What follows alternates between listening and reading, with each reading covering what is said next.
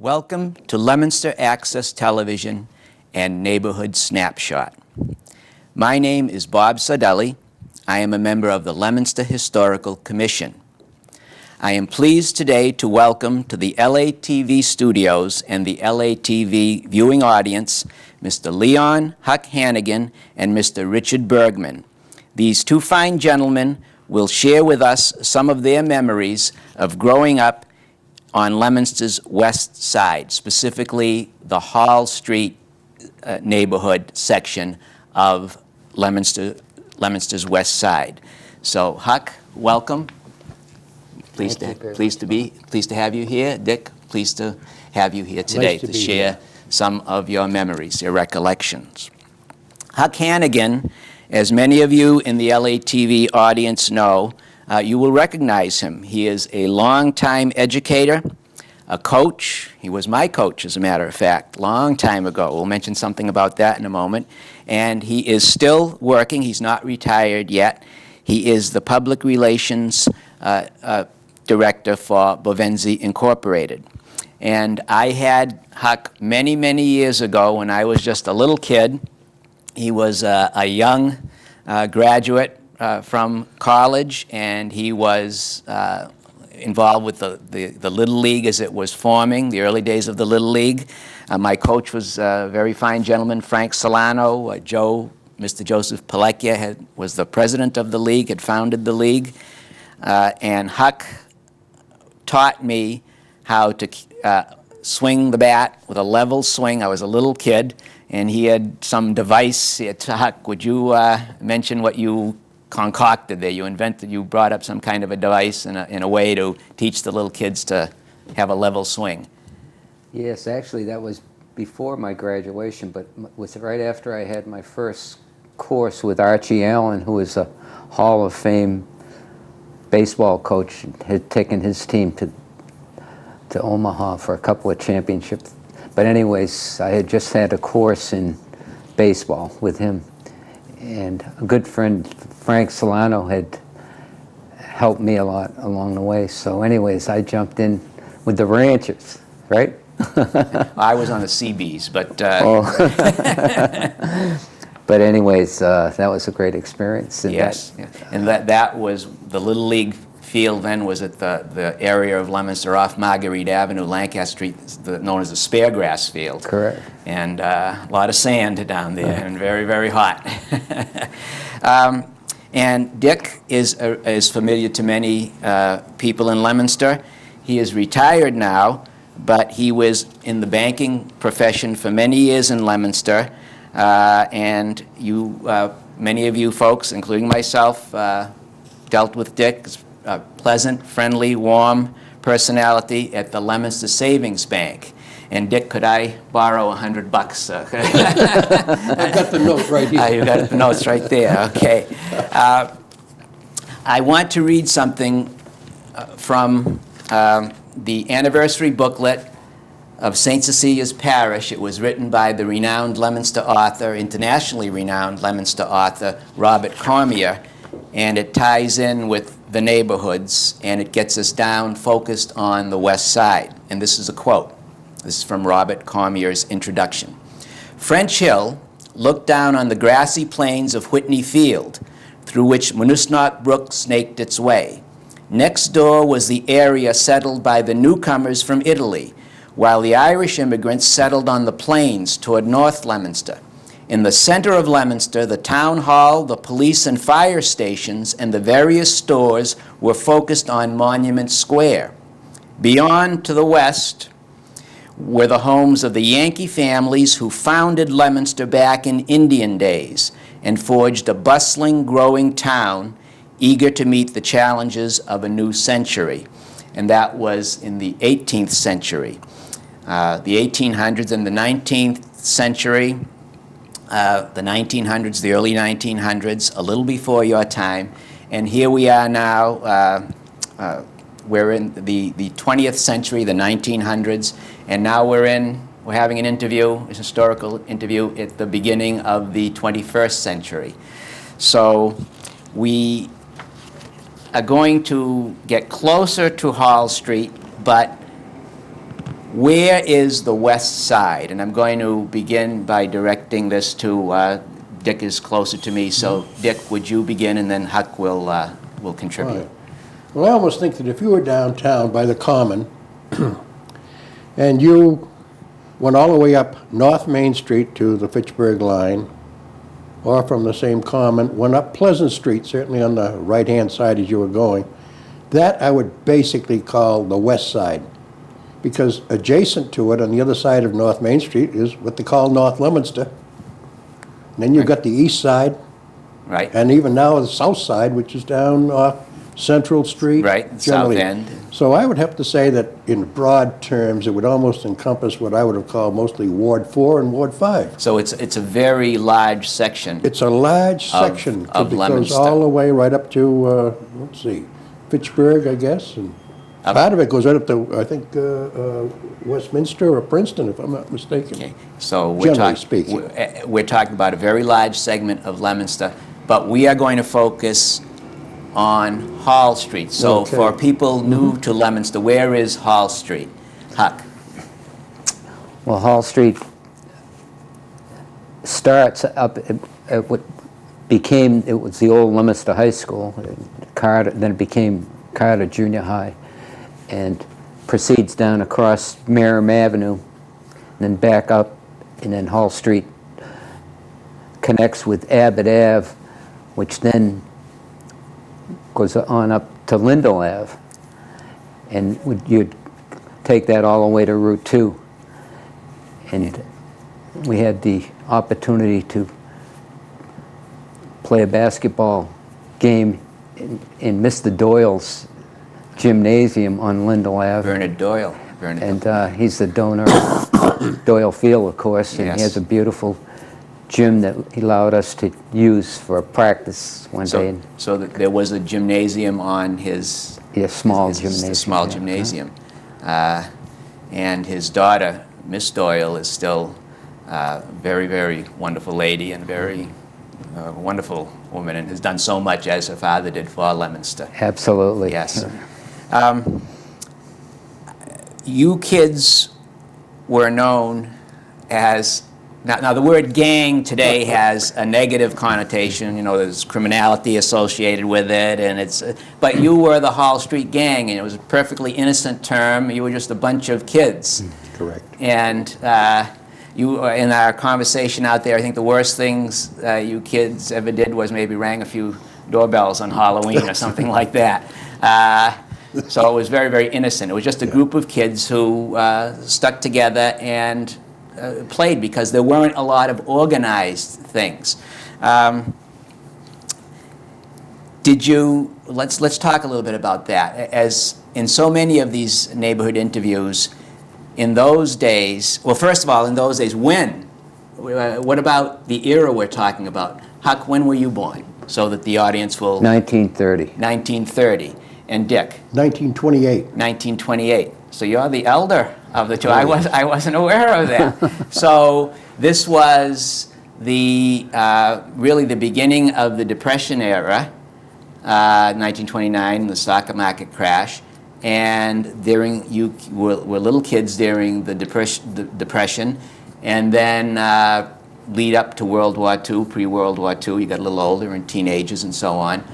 So that's the era, time period that we're talking about. But did you fellows, and well, the girls too, and we had talked a little bit, if Midge, your sister, had been in town, maybe we could have had her here too. I heard she was a very good runner.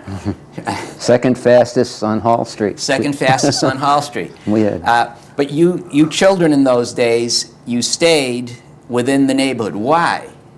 Was it just, it was maybe because those are the kids you knew, transportation? What were the reasons? What would you say, Dick, and then Huck? Yeah, I think you hit it right there. There was very little transportation. If there was an automobile in the house, it generally belonged to the man of the house, and he needed that for getting back and forth to work, unless he took some of the public transportation that there was. So consequently, if there was anything that the kids really wanted to do, they walked. Walked. Or rode a bike, if you had a bike. Yeah.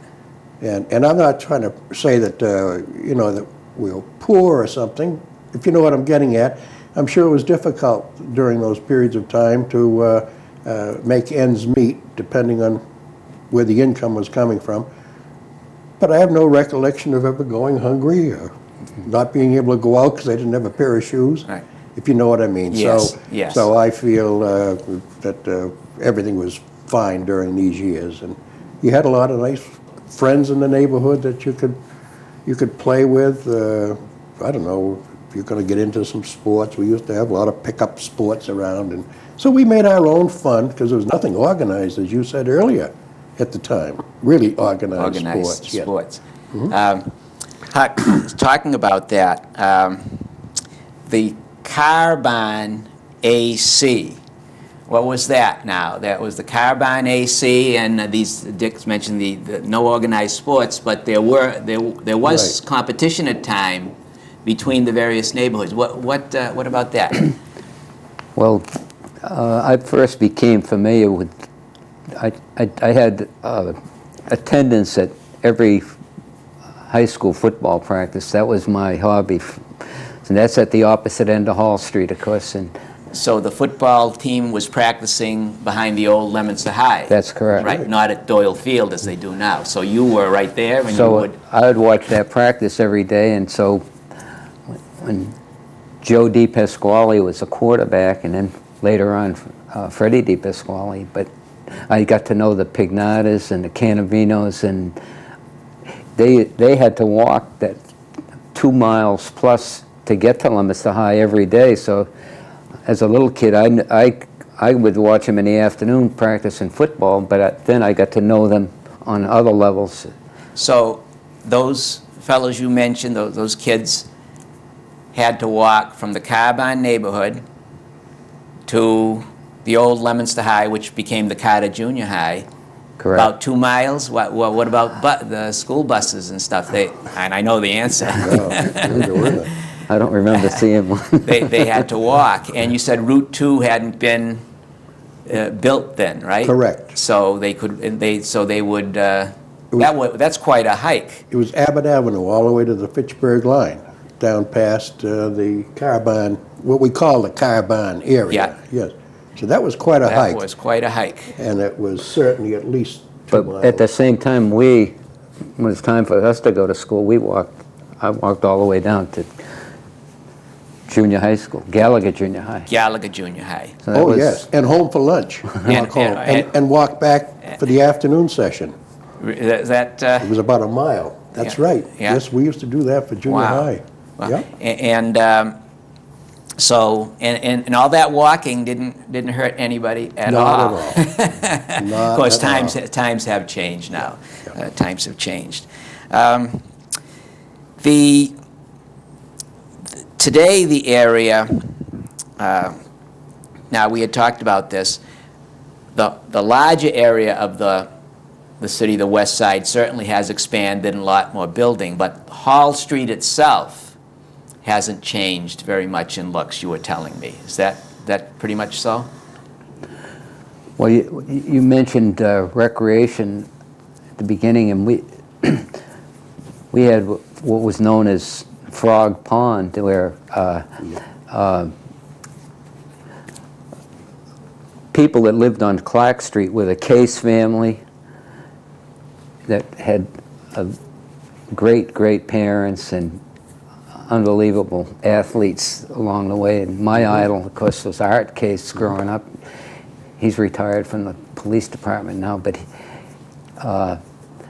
next door to him was the Carr family, and Charlie Carr tried out with the Bruins and was a Wow. great skater.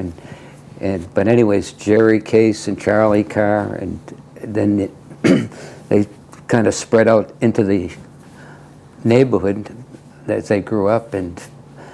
But we made our own recreation in the sense that we had skating going on all winter long. And we had a campfire there where we used to bake potatoes at Frog Pond. At Frog Pond? Yeah. And then, of course, at some certain point, a builder came in from Merrim Ave, and then Yeah. the brooks changed course in there, and that's all changed now. We took a walk down through that area, and there's no frog pond anymore. It's all built up. And many of those things were done before the environmental Oh, regulations. yeah, I'm sure. Smith's Pond, which has been in the news recently because during a heavy period of rain not too long ago, there was danger that the dam would burst. Smith's Pond, was that an area that you Hall Street kids, West Siders, would frequent? That's right. On a hot summer day, we cut across, well, almost beside where Butch Quinn lived, you know, the Westeens, and onto Willow Street, and through an apple orchard that was there at the time, and up onto Merriam Avenue, then onto University Street, and Johnson's Farm was almost across from that. And Johnson was very, very nice about it. They let us all walk right through their driveway and down by some of the cows, and there was a pig pen, I believe, down in there. And this is all in the area where Fairlawn Nursing Home is now, generally speaking. So that was a big farm, a huge yes, farm. Yes, it was. It covered up some of his pasture land, was out into what's now Cumberland Road and Norfolk Drive or whatever, all in through there. But anyway, we'd go down to the Smith's Pond, and it was wonderful. No lifeguards. What's a lifeguard? Yeah. But we always had a lot of fun down there. In fact, there was a dam that water was going over continually, probably 15 or 20 feet. And I remember one time I was there with Spike Murphy, one of our other kids, and then George Murphy, and he'd been to Boy Scout camp, so he learned how to dog paddle. Yeah. So he went and got in the water, and he dog paddled, you know, across where the dam is. You know, no big heavy current, but he was out there 10 or 15 feet, and it looked like a half a mile to me. But I went and did it, kicking my feet like he told me to, and I made it. That's how you learned well, just across the air. But I mean, I guess I'm getting off the beaten track. But there were mothers that would go up there with the kids. Some of them, you know, lived on Granite Street, and they'd come right through the old paper mill driveway, and probably bring a blanket with them. But us kids would be up there and have a great time, swimming and everything, and fishing. We used to go fishing there with my father. And it was just a real nice place to go in the summertime, because there were no pools. I mean, who knew what a swimming pool was? Right. So that's another change. You know, many of the houses have pools in the back, and we have some public swimming places. And public pools now, yes. Mm-hmm. You mentioned earlier in our conversation in the anteroom, Bumblebee Brook, and that when you said that name is a quaint name. And where was Bumblebee Brook? And you said chasing cows in Johnson's Farm. That's correct. Yes. Well, I guess the origin, as far as I can see, is like at Roach's, or what they call Pierce's Pond, and it's the outlet from the pond. It ambles its way down along and under West Street here and there, and down through some of the old farmland, and a lot of Johnson's cows were on the other side of this brook. And there were times we go down there and we could chase them home for whatever it's worth, because the cows knew about the time they were going to go home and get something to eat or get milk, so they were ready to go, and they just wade back across the brook, and that brook is what fed Smith's Pond. Smith's Pond. That's correct. Yeah. Okay. That's all, and how that area has changed. You know, how streets going off. West Street now, and developments, and that's absolutely. And we used to have a lot of fun out in the backlands where like Cumberland Road and some of those streets are now. Gee, we used to go up there on a Sunday afternoon, some of the guys, and just play fox and hounds or something, climbing trees and trying to dodge each other. Just good exercise for a couple of hours. So you kids made your own fun. Oh yes. Huck, you mentioned. On the street, playing football on the street, and there was somebody tell you on the play to run 2 telephone poles down, and he'd throw a pass to you. What about things like, you know, play? Because as a kid, I used to play on Eden Glen, and we'd have pickup games in the fall, and you know, it was fun, touch football, and this is as people were coming back from World War II, I guess, to some extent. But Ray Day, I remember in particular, that he hadn't played high school sports or anything, but boy, he could throw the ball a country mile, and he used to And that's just what I did. I'd go down 2 telephone poles and, and he'd throw it across, right in the middle of the street. But anyways, yeah. Yeah. And there weren't a lot of organized sports as there were today. You know, we have the leagues and so on. And the leagues are good today. They do wonderful things, but you kids had to make... What about the girls when you fellas were playing sports? What would they do? I mean, today girls' sports, they're very organized, and the girls' athletics, you know, the girls perform marvelously today in the athletics, you know. I remember the old girls' basketball, they used to dribble a few times, and there were restrictions, and things have really, girls' athletics really advanced. Well, I think that girls, that was the era when Pat Becrellis was a student. She was a year ahead of me in school, but she came back to become physical education. And Becrellis was her maiden name. That's correct. And she was Pat Pothier? Correct. Yeah, Pat Pothier, yeah. Yeah, same So person. she's really, Yes, she was very... she was, and I shouldn't say just her, but Mary Crowley was that's not her maiden name either, but Ray. Mary Ray. She was a tremendous skier and a great athlete, you know, and so we had the Crowleys, the Cases, the Hannigans, and a whole bunch of other, Bergmans? the Bergmans and Curran, Quinn, the Curran. Chesbros. Oh yeah, Yeah, Donnie yeah. Quinn and Butch Quinn. So Mike Murphy. Oh yes, it was quite a group there. I remember some of the baseball games, and if a kid had a bat, he was definitely going to play. And if they had a glove and a ball, and how many times for a baseball was it nothing but black friction tape over it? You know, it had been worn Wrap out. it up, wrap. Yeah, they're trying to save the because Yeah. it was the thread was Yeah, starting yeah. to wear out. Yeah. Or then the cover got knocked right off of it, so you tape the thing up because it's all you had to play with. It was fun. And I'll bet in my era we used to have in the summertime we'd play too, and I'll bet it was the same in your era. We'd out in the morning, we'd have a pickup game, we'd go home for lunch, we'd go back in the afternoon to whatever lot we were playing on, sand lot, and we'd play and play and play and play. Was it the same? I mean, Correct. Yeah. That's just about the way it went. It was an awful lot of fun doing it. And then once in a while, somebody really clock into a ball. If it started to head toward a house, somebody yelled, "No chips," and everybody disappeared. The only No guy out chips there on is the a poor window. guy that had the bat. Everybody else went hiding. So it was great in the neighborhood of Hall Street, but then you went to junior high and you started to mix with kids, which was a very good thing from other neighborhoods Correct. in the city. And now, Dick, when you went to, out in the anteroom, I said Gallagher Junior High. Oh, where did you go to elementary school? George Street, first of all, George right? Street Which School. is No longer there. there. There's an elderly housing Right. Correct. complex Correct. there now. But when you went to junior high, it wasn't Gallagher Junior High. It was the building, but what was it called? Leominster Junior High School. Leominster Junior High, and was May A. Gallagher? May was the principal of the school. Very, very capable, fair woman. Very, very capable. And her sister Winifred was there. Yes. I had Winifred Gallagher. I Yes. didn't have May Gallagher when I went to junior high.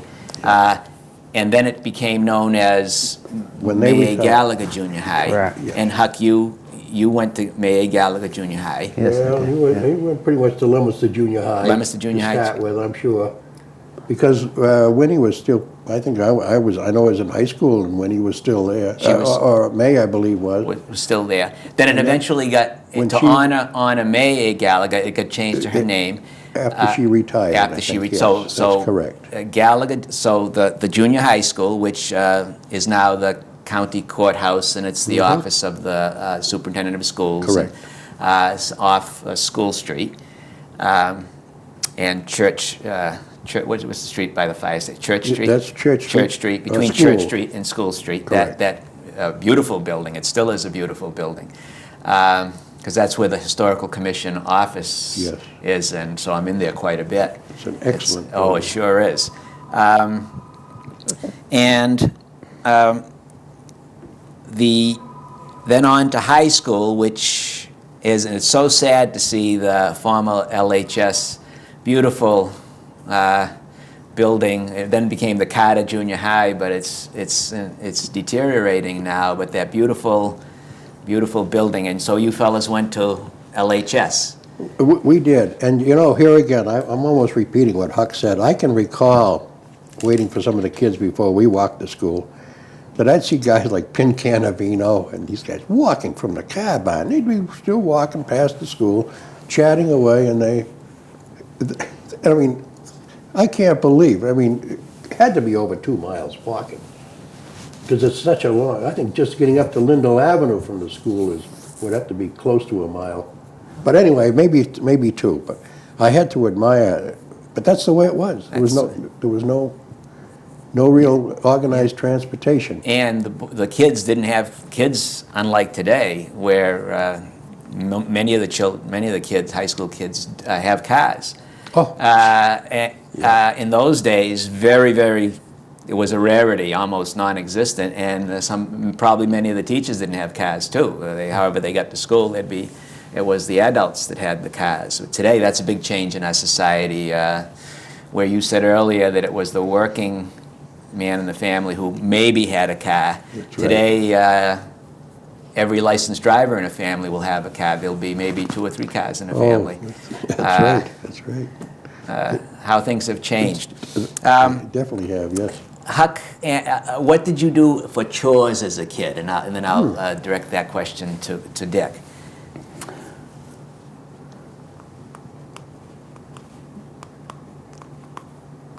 I was pretty involved in sports.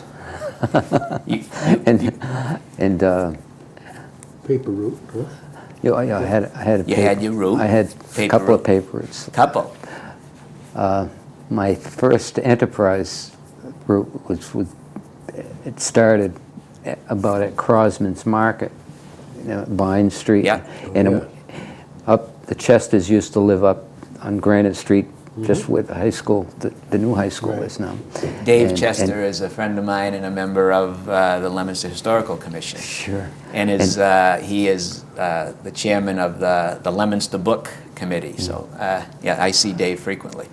Yeah, so Dick Chester was one of my contemporaries. He was a couple of years ahead of me, and Dorothy was, and then that little side street across from the high school, I delivered papers down there. Gustavus Street, probably? Yeah, Gustavus. Gustavus, I know where that is, yeah.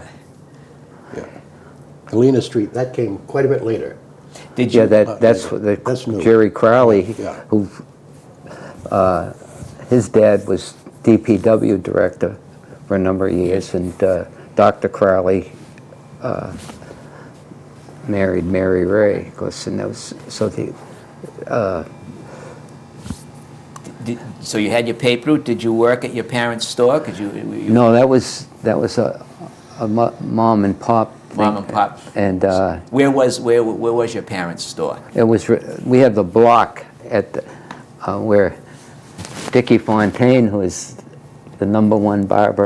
For, Dick Fontaine. Dick lived in the block. So and his mom was the Day family that I referred to, and Bob Cobb lived with the Zwickers. That was another name, and Bob was Bobby Cobb and Charlie Easton, who lived down the street on Hall Street. They used to give assistance to my parents at the store. And so there was a mom and pop store there. Yeah. Dick, what did you do for chores? Well, I had chores around, but generally, I think where I first made some money, big money. No, I had a paper route. Yeah. I had the Evening Gazette when they had it. You read the Telegram and Gazette now, just a morning paper.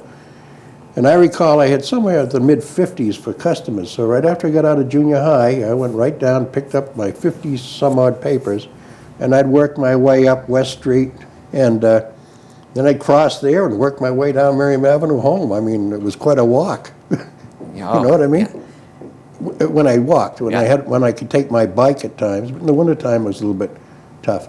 But it was the first time I had a little bit of money in my pocket that was mine without having to scrounge it, if you know what I mean, from the Yes. folks. And I was able to buy an article or two of clothing if I wanted something, and it gave you a nice feeling of independence. So, Yes. So I always hustled like that. In fact, when I was still, I don't know, 8th or 9th grade, Ralph Crosman, I think, bought the old Sears Market on Merriam Avenue between Vine Street and Blossom. And he started there, and he was a real worker because that was during the war. Because he also worked the swing shifts at Norton's, like Down in Worcester? 7 to 3, 3 to 11, 11 to 7. And when he wasn't in Worcester, he was at his store. So, I mean, you had to hand it to the guy. He was a real hard worker, and I was part of it, just watching it as it grew and got a little bit busier. And Crosman's Market. Crosman's Market, And, yeah. he became Mayor Crosman. Oh, then he was the mayor Yeah. for several terms. Yes, I happen to still be a member of the Trust Fund Commission for the city of Leominster, and Ralph was the original one that appointed me. So you can see that's been some years ago. Long time. Yeah. What was his phone number? And there's 400. 400. I can remember. And Yeah. because in the anteroom we talked about Yes. changes, and in your day there weren't a lot of Right. phones, but there were phones, but they were, Correct. you had to call get the operator. Correct. And what was Yeah, and if someone picked it up, and the operator would say, "Number, please." Usually it was a nice voice of a woman, and just say 400, please, and the next thing it would ring, and Ralph or somebody would answer the phone. That was that one. And then if somebody called my own house, I think I was something like 2714W or something. There was some alphabetical. and there were and- party lines? Oh, Party dear. lines. I don't know how many we were on ours. We were probably on a 4-party line for a number of years. And this was the era. Now today, cell phones, instant communication, almost worldwide, TV, all kinds of central heating in home, central air conditioning. What are some of the things you remember, Huck, about the conveniences in those days, things that you didn't have in those days that we have today? Can you make any comparisons about that? I wouldn't. Dick's covered the waterfront from my I can remember my mother having a big old round washing machine, putting the clothes in there. I don't know if it was like on a Monday or a whatever, and it would do its thing and then have to wring it out, and then she went out. Everybody had a clothesline Yes, out in the you're back. triggering memories for me. I remember we had a Ringer washing machine. I don't know whether it was a crank one or an electric one, but I always Yeah. was told, be careful, don't get your Oh, don't arm caught or in your the hand ringer. caught That's in the right. ringer. That's right. And I remember the clothesline. Oh yeah, and I remember in the winter, it used to be kind of fun, the clothesline, because your mother put the wash out, and then the clothes would be frozen. Oh, and that's then right. They'd be all stiff, and That's you'd correct. whack them and and That's right. fold them, and That's right, yeah. But, yeah, there was that. And I remember the stove we had in the kitchen. I believe it was an old, I wonder if it was a converted wood or something. But anyway, it was kerosene. Yeah. Oh yes, I remember. One of my chores was to go to the oil barrel and get the Right, yes. oil So I think downstairs. there was some cooking with Yeah. the kerosene burner. But, and of course, one thing that was almost indispensable in the house at the time was a radio. Yes. If you Yeah. could afford anything, you had a radio. Yeah. And that's what the family would gather around. But I don't know, I'm not And trying no, to... that's and listen to the. What were some of the? If we- I just have a vague recollection of radio. I do remember a big floor model radio in the house. It was silver tone, and it fascinated me because it had like an air band on it where, Oh. but I don't know whether you could get airplanes, but I kind of remember listening to a Superman show or maybe Yeah. a Lone Ranger, but my memory is mainly of a TV era. But Correct. the radio era. Well, you know, we might be out playing after school. I didn't got a chore, and you're out playing, having fun. But right about 5 o'clock, everybody disappeared. They had to get in and get up beside the radio. Now, we had one that was a table model, just had a, like this, Yeah. with a little window in it, and you'd turn this dial, and you'd listen to like Off and Annie and Tom Mix. Most of those were on like for about 15 minutes a piece. And Jack Armstrong, well, whatever. But it was fun. And then we'd turn the radio off and have to have dinner. And then, gee, at night, my father'd be home, and gee, we all sit around and listen to Amos and Andy. Yeah. That was a program. I can't, and I think somebody was starting to come out with a little news, you know, of what's going on around. It was amazing, you know. Amazing. And then I think it was Sunday nights, Jack Benny. Yes. Oh, I think everybody, it was, you could use your mind, you could see everything that was going on. If Jack Benny was walking down to his vault, you could see it, All right. you know what I mean? And here he is, they're just standing in front of a mic, but it was marvelous. The radio, you had to make your own images, You did. whereas TV does all the It does the images thinking for you. Yes. But it was wonderful, and there was some nice shows like that, music. And, Yes. And I think Perry Como was even on the radio there for a while before he went to TV, and it was really quite an experience at the time. Yeah, I again, my experience mainly the TV, but I do remember hearing some of the old playbacks of the old-time radio, and the great performances. Oh, yes. I have to ask you gentlemen, Huck, the hurricane of '38, any recollections of that? There were some Yeah, very much. unforgettable experiences? One of my classmates I realize now I was only 8 in '38. Doesn't seem that I was only 8 at the time, but Johnny Bennett became a real famous speed skater, the Bennett family, and they moved. Apparently, they moved before we got into junior high school. Moved to Fitchburg, so they did all their things in Fitchburg. But we were he lived on Buckingham Road, which is coming up Hall Street from the high school. And we were in his garage and had one of those pull-down garages and garage doors. And anyway, all of a sudden, while we're with the trains, and the garage door came down, folded, and I was on the other end of the cellar, and with one bounce, I landed on the door and then out. And I was sprinting toward. When I got to the corner of where Hall Street heads down, we had 2 maple trees on our front lawn, one on either side of the front walk, and both of those I could see them clear as a bell from that corner. Yeah. And ironically, fitting into this point is that one of my classmates was John Smith, who lived directly across from the high school, which was now junior high school. But his dad was from the same hometown as Charlie Broderick, who had just assumed Coaching duties in Leominster High School, and he was director for the Worcester County, like Mass Electric, whatever it was called at that time. And so anyways, 3 or 4 years ago, I got a call from John Smith. Said, "Is this Leon Hannigan?" He identified me. He says, "From George Street School," and so forth and so on. And I said, "You probably don't remember me." He said, "My name is John Smith." I says, "John Smith?" I says, "You were the smartest guy in the class." So anyways, in the conversation, I says, "Tell me, John, where were you the day that the hurricane hit?" He says, "Jerry Kilcoyne and I were on the front steps of City Hall, and we ran across to the library, and then went," like he lived like 1 or 2 houses off of West Street, and Jerry Kilcoyne lived 1 or 2 houses beyond Hall Street on West Street.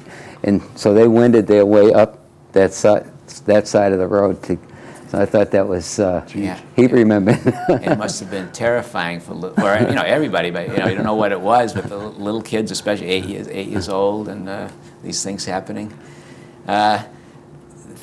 Dick, what about you? What's your recollection of I that? remember walking home from George Street School. We got out at just the regular same time. There was no advance warnings No. of hurricanes, and we got out there. My God, was it blowing? You see branches were falling off on trees. Then, like Huck says, I'm walking up Hall Street, off of Willow, and you see a tree down across the road, pull down wires with it. If it was today, you'd give your kid a kick somewhere if he was even out anywhere near where Right, these wires right. were. We never thought, gave it Yeah. a second thought. Yeah. Really, you didn't see Right. anything, but they were dead, I guess. We were almost walking over trees. Yeah. I couldn't believe. We got home, and my mother was relieved to see us in the house safely. And geez, when my father we had a greenhouse right next door to us, owned by the Bauer. Remember the Sure. Bauers? And the big old glass greenhouse. And geez, he called my father. God, can you come over and help me? He said, because he could see the whole thing kind of Expanding. expanding. I mean, the air was just getting in there, Yeah. and I don't know if there was a broken pane or something. But geez, my father went over, and between the two of them, they worked very hard for 2 or 3 hours during the storm to patch up one of these panes or whatever it was there. So they were able to save the greenhouse, but I guess it was touch and go for quite a period of time. Yeah. But that was it. There was no flooding or anything around where we were that I have any. Well, we don't have any real Low. brooks or Yeah. real low spots right around us up there. Yeah. So that's basically my remembrance. In the interviews that I've done with people who lived through that, that was pretty much an unforgettable, something you never forget. And it's so different. Again, today we have satellite pictures, and we know we have advance warning. There was no warning for that one. It was a disaster. Gentlemen, nearing the conclusion of our interview. Were there any other, well, that was certainly an outstanding event in Leominster's history and the whole New England's history, the hurricane of '38. But were there any other outstanding events in Leominster's history or the nation's history, or any other thing that you'd like to say before we conclude this interview? Huck? No, I would just take go a whole different direction. All right, you don't need to do that. Go ahead. No. Just that I have all positive things in terms of my growing up and how the people in the neighborhood had, like all the parents had a very high moral standard, so that the behavior of why the children were, Generally I think, okay. Yes. grown up. You knew all your neighbors. Everybody knew each other within the neighborhood and weren't hesitant to, if they saw a kid messing up, let them know probably. Is that what? That's basically, even up into my college days, I recall one of my classmates in college did something which seemed like a pretty sharp thing to do, and I related that at home. My father, just looked at me in disbelief. Yeah. He says, "That guy should be going directly to jail," So I mean that was kind of how things were, and that seemed to be the case of the Crowleys and the Carrs and the Bergmans, and I think there was a very strong moral value within the adult. Yes. Yes. So society has the children, the kids are still good kids. They're great, but society has changed, and there are some maybe the pendulum seems to have the proverbial pendulum seems to have swung to an extreme, and maybe it'll swing back towards more moderate, sensible thing. Dick, what about some outstanding events? Well, when you say outstanding events, certainly I can recall certain things that happened during World War II. Yeah, I'm talking now as a youngster, probably 28, 38, 13 to 14 years old. Things like we had rationing. Gee, if once in a while, my mother'd send me downtown and wait in a long line to get a quarter of a pound of butter. Yeah. You know, different things like that, you remember? Because of the war effort, so they had to be rationing for the, right? That's right, yeah. And then going along almost in that same line, I recall, I think it was probably in '54, if I'm not mistaken, when we signed a truce with North Korea. Yeah. And of course, Huck's next door neighbor, Don Legay, was in the Army at that time in Korea and was captured. And all the family ever heard of was that he was captured. We didn't know his condition, wounded or what. And at the time that the truce was just about ready to be signed, we happened to be watching television one night, and they come out with a list of people who had just been released by the North Koreans, and he was about the second or third name on that list. Well, I'll tell you, everybody in my house just, I guess, was some tears of joy. I mean, here was somebody, he was still alive, he was coming home. And I walked just 2 houses down, and I walked down there, and I think half the neighborhood was already there. And his mother was like in tears. She couldn't, you know, well, tears of joy, of course. And it wasn't long, but somebody showed up, I think, from one of the television stations, which were young. I suppose what they just had was a camera that they had to bring back and develop the film and narrate into it. But that's what it was like at the time. In the Images of Leominster book put out by the Leominster Historical Society, there is a picture of his return. They gave him a parade, and so that was a big event in Leominster, a very happy event. It was a happy event. And you know, just on almost a different subject now, but one thing I used to love to do when we were young was like Christmas week, maybe the week before Christmas. We'd probably take, my brother and I, or any other kids, we'd walk downtown. And it was so lit up and so pretty down there. And you know, the stores like J.C. Penney was there, and Woolworth, and Newberry's, and like Shapley Brothers. Yeah, if you remember some of these names.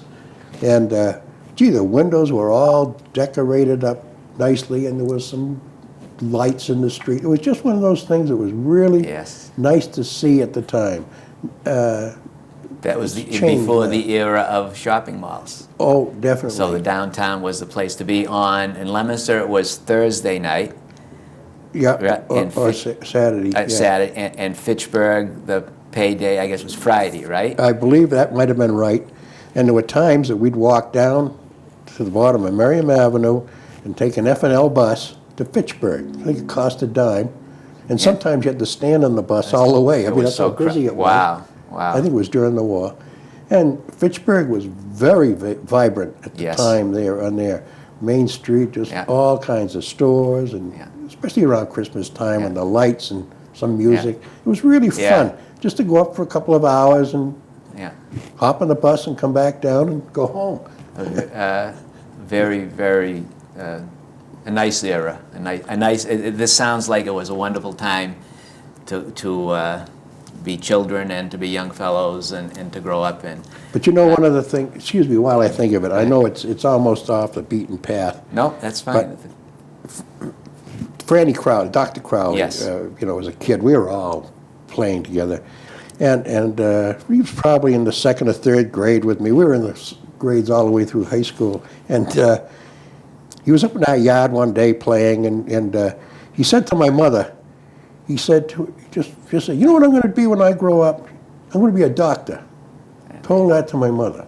Well, my mother was an old RN anyway from Clinton Hospital and being in the medical field. She was so proud. She never forgot that. And there was times when Fran was still alive that he'd treat my mother once in a while. And God, my mother was just, this was her person. That was her. He did what he said he was going to do. He did what he said he was going to do. He said that to, you know, some kids will say, I'm going to be a fireman or a policeman, and probably they do.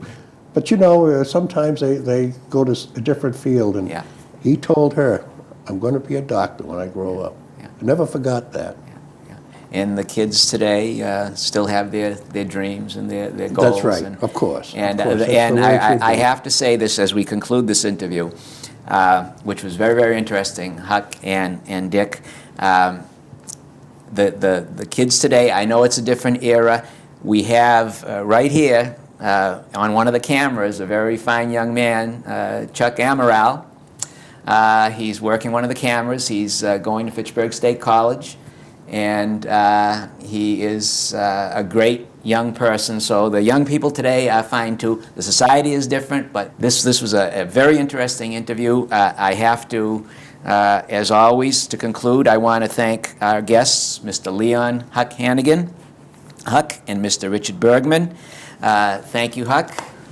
Nice to be with you, Bob. Okay, thanks, Huck. Thanks, Dick. Very enjoyable. Thank you. And I want to thank, you're welcome, Dick, and I want to thank the LA TV studios, Kyle Pimarini, Jack Sully, Kevin Moran, and as I mentioned, Chuck Amaral. And I want to thank the LA TV viewing audience for being with us today. Thank you very much.